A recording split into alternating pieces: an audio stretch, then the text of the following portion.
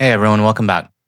So in today's video, I was sent a few reports talking about the impact tourism and tariffs are having on Nashville, Maine, and Plattsburgh. The same Plattsburgh that sent Canadians that slideshow about everything that we have done for them. Now I get it. I actually think the slideshow was probably made with good intentions.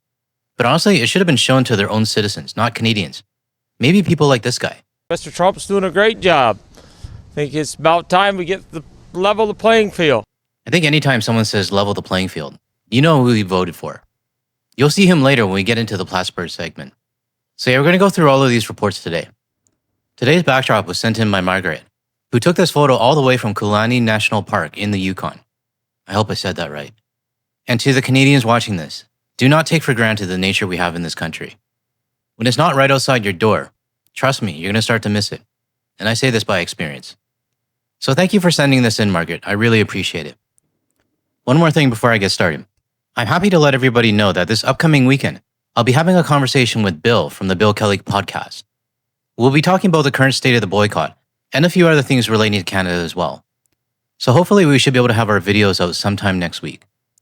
I'm really excited to finally get a chance to speak to Bill. He was actually one of the first YouTube channels to acknowledge that I existed. If you have not subscribed to his channel, the link is in the description. All right, let's get started with these reports. The first one coming out of Nashville. New tonight, a federal proposal could change who is allowed to visit the U.S. The Trump administration wants certain international visitors to hand over 5 years of social media history to the entire country. Fox 17 News' Madeline Nolan joining us live along Broadway tonight, where international tourists are weighing in. Yes, some are asking whether a trip to Nashville is even worth it, especially if it means handing over years of social media and personal history. Now, I, along with other Canadian channels, have already talked about this topic. And for now, Canada would not be included because we do not require the ESTA or the ESTA visa. For now. But in this very unpredictable time in history, that could change at any moment. All it would take is for the orange guy to get insulted somehow. Now, I want you to watch how this report cherry-picked which foreigners they would talk to about the social media issue. And the Canadian that they chose? Let's just say he should probably stay down there. The moment I asked tourists about the new proposal, reactions came fast. Well, I just heard about this today, and I think it's ridiculous. The federal government is considering a rule to require some visitors from visa waiver countries like the UK, Japan, and much of Europe to turn over every social media username they've used for 5 years, plus old emails, phone numbers, and addresses. Right now, that's optional, but this proposal makes it mandatory. I don't have a huge issue with it. Like, I understand that they got to kind of look into your background. For two siblings from Toronto who are currently applying for their own U.S. visa, the idea doesn't sound out of line. If you're afraid of that, that means you post something bad or maybe something you shouldn't have. Okay, he does not sound like he's from Toronto at all. In fact, he actually sounds more like a local down south. Maybe he's been living there for a while, and the report did say they were applying for their own visas. So he could be similar to that Canadian guy back east, the one who was denied re-entry into the U.S., and made it sound like Canada was such a horrible place to stay. I don't know. But what I do know is that this guy is not a good representation of how millions of Canadians feel about this new stupid social media proposal. So let me know down in the comments. Do you agree with what this Toronto guy said? Or do you agree with my take on it? And if you agree with me, hit that like and subscribe button to support the channel. Oh my God, hey! But for Fatima Esparza, a tourist from Chihuahua, Mexico, this kind of screening could be enough to make people rethink a trip to Nashville. It will discourage, at least from my point of view. I know that some of my friends will stop themselves from visiting. And this comes at a critical moment. The U.S. Travel Association says that international travel is expected to grow next year, projected to top 70 million visitors in 2026. But they warn that recovery is still fragile, and new hurdles like higher visa fees, longer waits, and proposals like this could weaken that growth. And it's invasive, it's chilling to free speech, which is supposed to be a big American value. The plan is still in its public comment period until February 9th, but down here on Broadway, tourists are already making up their minds. The proposal is just that, a proposal, but with tourism driving much of Nashville's economy, many here are going to be watching this one closely. I don't know why, but GTL Cast seems to be fired up today. I understand it's a proposal, but this is from your president and anything can happen. All it would take is another executive order, and that ugly signature of his for it to suddenly become real. I need to move her. I just gave her a treat. Let's see if that helps. Now, the second tourist from Mexico did a much better job representing what the rest of the world actually thinks about this stupid social media proposal. Because it is a huge violation of freedom of speech within their own country. And like I said in my previous video on this topic, even if you're not going or planning to go to the United States, if one of your friends, colleagues, coworkers, or anyone you are connected to on social media is going, I'm pretty certain that CBP would be looking at people who are tagged in a meme or a post that is critical of Trump. What I really wish this report would do is talk to tourists who are not already visiting their city. Because the way it is framed, it's giving the impression that Canadians are fine with it, which we're not. And for the domestic audience that this report is clearly targeting, no wonder they think it's not that big of a deal. Now moving on, let's take a look at this report out of Plattsburgh, New York, which, I might add, is part of Clinton County, a county that is barely blue, just by a few points. I state this because I want the audience to know that even though it's New York might be blue, but there's still plenty of red in there.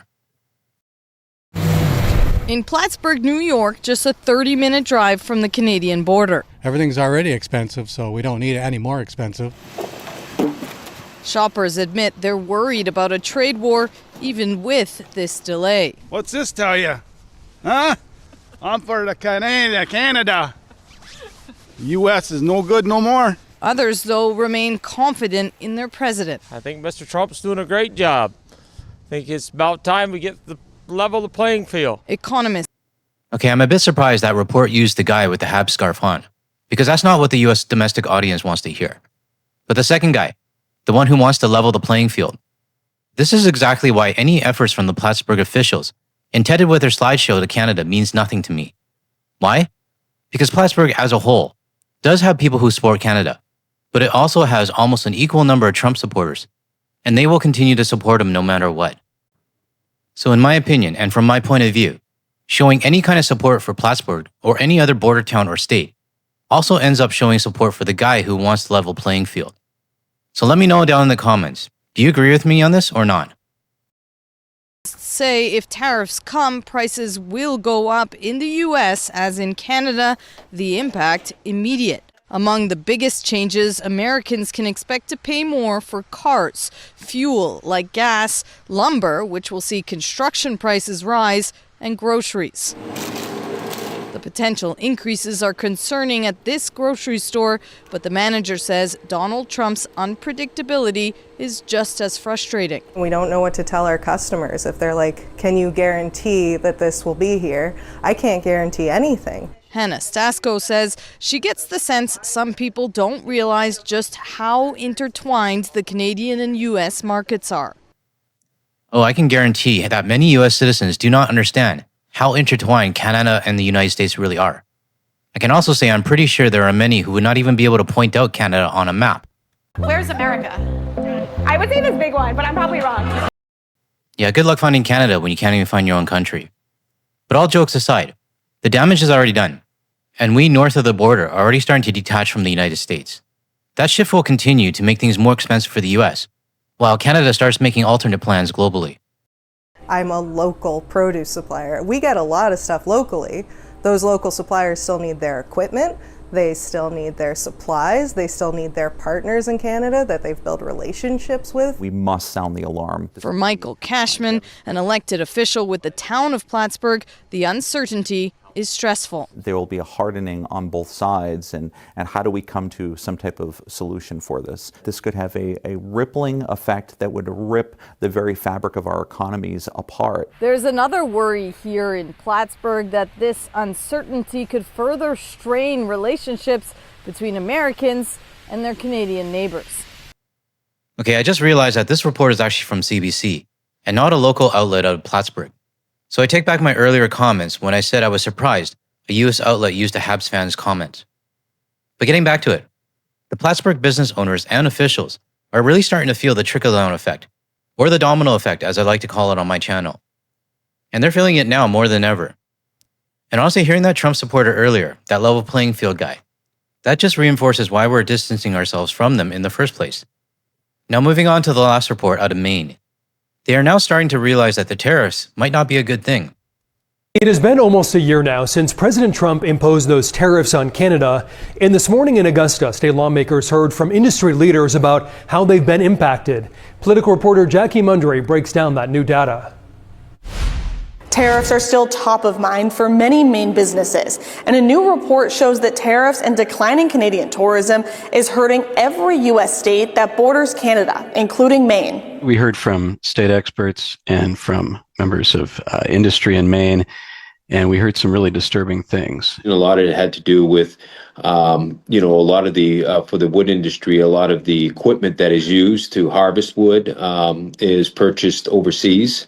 A report from the Federal Joint Economic Committee finds that exports to Canada were down by 18%, and border crossings from Canada into the state were down 25%.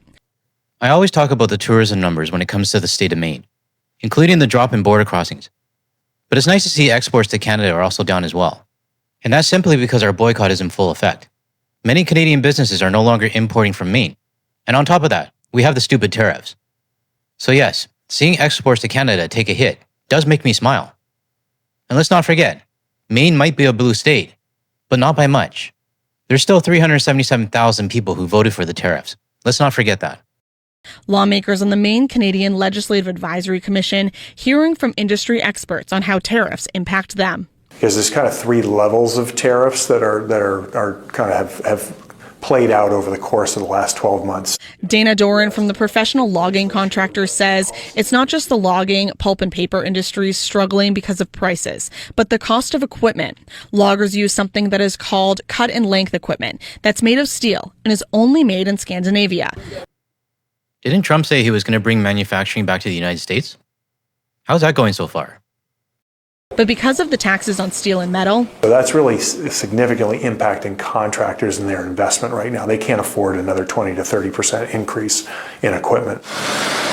Doran and his organization represent logging businesses. He says business owners have had to close or lay off staff because of the tariffs. Effectively all summer, because of the changes in markets that have been it's been a cascade, and you never know what mill's going to do what, when are they going to pull back. And so contractors a lot in the summertime shifted into other work.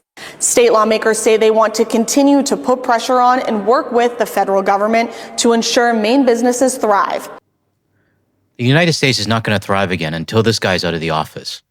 There's really no other way. And maybe thrive isn't even the right word. Maybe it's more about getting back on their feet. So what's my takeaway from all these reports? My main goal is to give viewers a realistic point of view, to call out the bullshit coming from the US media, and even sometimes the Canadian media, and to help set the record straight by putting the pieces together and showing the real results of our boycott. And a lot of you said in the comments that this is no longer a boycott. It's just a new way of life. I agree with that. Maybe I should start saying that a bit more often. Because Nashville, Plattsburgh, Maine, and really pretty much every city in the United States that depends on tourism, imports and exports, and international reliance, they're all suffering. We might not hear from them as much anymore, but the signs are still there. And I will continue to remind everyone when nobody else will. The haters in my comments keep saying my videos are repetitive, that I keep repeating the same things, and that I'm a one-trick pony. Well, I like to say I'm more like a 2.5 trick pony. I do interviews, and sometimes I add a bit of humor. That's the 0.5 part. But here's how I look at it. If there's nobody else willing to collate and piece together the news that actually matters to us, not like CTV, running paid ads promoting Orlando, then our boycott efforts become out of sight, out of mind. So to anyone who says my videos are repetitive, or that I'm a one-trick pony, I have one simple question for you. What are you doing for your fellow Canadians, besides sitting behind a keyboard complaining about the country that you're from? Now, I apologize, everyone. I went on a bit of a tangent here. But honestly, even as a Canadian living abroad right now, my love for my country has never been stronger. And I really wish more people would realize how lucky we are and why our sovereignty needs to be protected. I know I'm supported by many of you, and even Canadians living abroad have reached out to tell me they feel the exact same way about Canada. When it comes to the content I make, yes, I'm diversifying. I'm building my networks, doing more interviews, and having more conversations. But my core value, from the very first day I published my first video, has always been the same. To make sure that we are all aware of what our boycott is doing to the United States, and to make it clear that we will not take any threat to our sovereignty lightly. That's all I have for today's video, and again, I'm sorry for the vent. If you're still watching up to this point, I truly appreciate you sticking around to the end, because it really does help the algorithm. Have a great rest of your day, everyone, and I'll catch you in the next one.